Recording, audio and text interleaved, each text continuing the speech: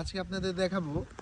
আজকে আমরা এখানে কোনো সার বিষ ছাড়া এই যে দেখতে পাচ্ছেন এগুলো সব সবজি আমরা বলেছি আমাদের হাতে গোনা।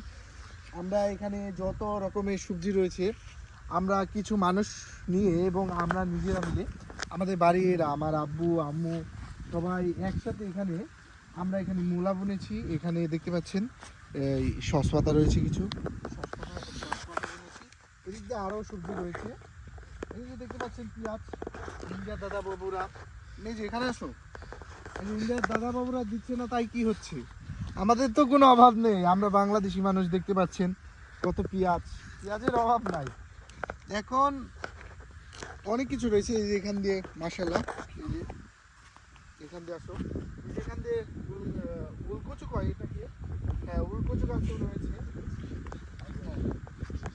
দেখছেন। আরও আছে, ওদিক দিয়েও আছে, আলু গাছ রয়েছে, তারপর রয়েছে মূলা। তো মাশাআল্লাহ এই আমার এই জমিতে অনেক ফলন ভালো হয়েছে। আমি আশা করছি এখান থেকে আমাদের পরিবারের চাহিদাটাও মিটে যাবে এবং আমরা কিছু বাজার থেকে আয়ও রোজগার করতে পারবো।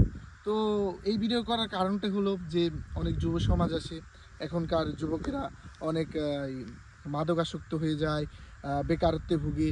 তো এইসব না করে এই যে আমি যেভাবে এইরকম সবজি চাষ করছি, আমি এই যুব সমাজকে বলবো যে তোমরাও এরকম উদ্যোগ নাও। তোমরাও এরকম উদ্যোগ নিলে কি হবে, দেশটাও ভালো হবে।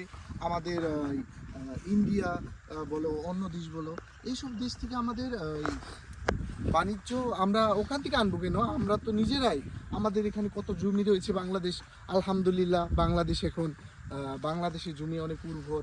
এখানে যাই বুনবে ইনশাআল্লাহ সব কিছুই তোমাদের ভালো উঠে।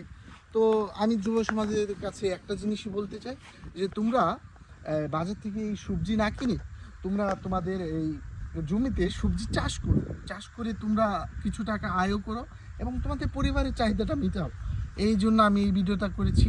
সবাই ভালো থাকবেন। আসসালামু আলাইকুম।